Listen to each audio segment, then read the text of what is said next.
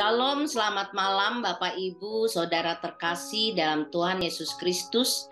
Sebelum kita beristirahat, mari kita dengarkan renungan malam sebelum tidur yang diambil dari Mazmur 108 ayat 14. Dengan Allah akan kita lakukan perbuatan-perbuatan gagah perkasa, sebab Ia sendiri akan menginjak-injak para lawan kita. Mazmur 108 merupakan Mazmur Daud yang diberi judul syukur dan doa.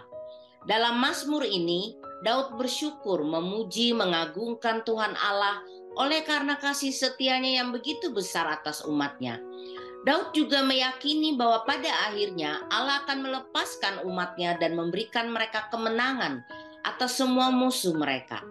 Ayat 14 ini merupakan sebuah kesimpulan atau keyakinan iman Daud, sekaligus pengharapan yang terus-menerus yang lahir dari sebuah keyakinan yang teguh akan siapa Allah itu.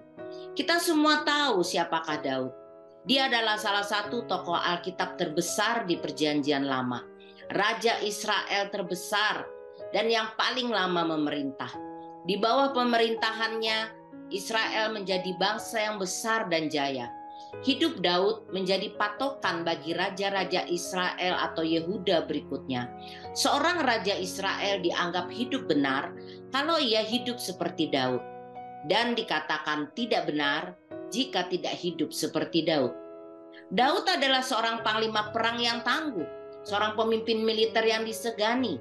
Ia memiliki para pahlawan yang terlatih, bala tentara dan perlengkapan perang yang cukup memadai di zamannya. Namun inilah permohonannya yang dapat kita baca di ayat 13. Berikanlah kepada kami pertolongan terhadap lawan, sebab sia-sia penyelamatan dari manusia. Siapakah atau apakah para lawan yang dimaksudkan di ayat 13 dan 14 ini? Kata yang diterjemahkan dengan kata para lawan adalah kata yang memiliki banyak makna, yaitu kesempitan atau kesesakan, kesusahan, serba kurang, kemiskinan, musuh, penindas, kerikil keras, batu api. Kita membaca di Alkitab bahwa dalam perjalanan hidupnya Daud banyak menghadapi para lawan seperti yang disebutkan tadi. Sekalipun Tuhan sendiri yang memilih dia menjadi seorang raja, Daud tidak langsung bisa duduk di tahtanya dengan aman dan nyaman. Dia harus menunggu 10 tahun sampai Saul mati, baru dia naik tahta. Dia diurapi menjadi raja, namun justru menjadi pelayan Saul. Ia diburu oleh Saul layaknya seorang penjahat. Ia harus mengembara dari satu tempat ke tempat lain, mengungsi ke negeri orang Filistin, mengalami kesusahan, kekurangan, sampai harus makan roti sajian, roti kudus yang seharusnya tidak boleh dimakan. Daud tidak hanya menghadapi musuh atau penindas dari luar, tapi juga dari dalam dirinya dan dari keluarga intinya. Dia pernah dikuasai hawa nafsunya sehingga jatuh ke dalam lumpur dosa. Dia mengalami kesedihan yang sangat ketika anaknya dengan Batseba sekarat. Dia takut dan cemas. Anak-anaknya saling membunuh, bahkan ada yang mengkudeta dia. Dia pernah direndahkan, tapi juga pernah ditinggikan. Jika tidak berespon benar, situasi ini dapat membuat Daud kepahitan atau hidup dalam kesombongan. Selama 70 tahun usianya, Daud pernah menghadapi dan tersandung oleh batu kerikil sampai batu api. Bapak Ibu Saudara, para lawan seperti itulah yang juga kita hadapi pada masa kini. Namun yakinlah bahwa Allah hadir dalam setiap kesesakan, kesengsaraan, peperangan kita melawan musuh, baik dari dalam maupun dari luar, penindasan, masa-masa kekurangan, ketakutan, dan ketika menghadapi kerikil-kerikil dan batu api dalam hidup kita. Allah tidak hanya hadir, tapi juga dia bertindak menginjak-injak, mengalahkan para lawan kita, dan memberi kemenangan bagi kita. Oleh sebab itu, jangan kita kalah oleh para lawan kita. Ada Allah di dalam kita. Dan apa yang terjadi jika para lawan kita itu diinjak-injak oleh Allah? Kita dapat melakukan perbuatan-perbuatan gagah perkasa. Perbuatan gagah perkasa diterjemahkan dari kata Ibrani yaitu khayil.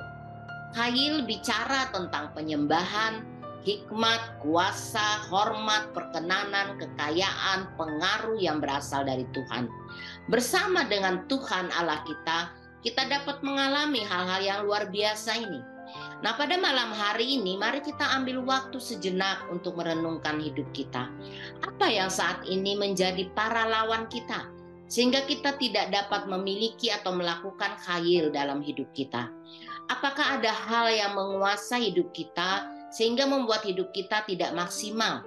Kita terus berada dalam kesusahan dan kekurangan, dikuasai ketakutan, tidak mampu bangkit dari keterpurukan kita, tidak punya daya meninggalkan semua dosa, kejahatan, serta kebiasaan buruk kita. Kita hidup dalam keangkuhan atau merasa minder, tidak bisa melakukan apapun karena segala keterbatasan kita. Malam hari ini mari kita bangkit. Jangan fokus kepada diri kita, tetapi fokuslah pada Allah kita yang hidup, yang dahsyat, yang kuasanya tak terbatas, yang hikmatnya tak terukur. Mari kita mengaku dengan iman bahwa dengan Allah kita pasti dapat mengalahkan para lawan kita, karena Allah sendiri yang menginjak-injak mereka bagi kita. Kita juga harus punya iman bahwa Allah yang serba maha ini beserta bekerja di dalam kita. Ia bekerja bersama kita untuk melakukan khayil. Hidup yang penuh dengan penyembahan kepada Allah, hidup yang penuh hikmat Allah, hidup yang penuh kuasa, punya kehormatan atau integritas, beroleh perkenanan Tuhan, dapat menghasilkan kekayaan dan kemakmuran melalui pemaksimalan potensi kita. Studi, pekerjaan, pelayanan kita berhasil, rumah tangga kita berhasil, kita menjadi orang-orang yang diperhitungkan, yang punya dampak, punya pengaruh, dan kemuliaan kerajaan Allah dinyatakan melalui hidup kita. Iman dan pengharapan Daud itu digenapi di dalam Tuhan Yesus Kristus, anak Daud. Tuhan Yesus bersedia mati agar ia dapat mengalahkan kerajaan maut beserta kroni-kroninya, dan ia bangkit mengaruniakan kebebasan dan kemenangan bagi kita. Bersama dengan Tuhan Yesus dan firman-Nya setiap hari, kita akan lakukan khayil, perbuatan-perbuatan gagah perkasa. Amin. Haleluya. Tuhan Yesus memberkati kita semua malam hari ini sampai selama-lamanya. Shalom.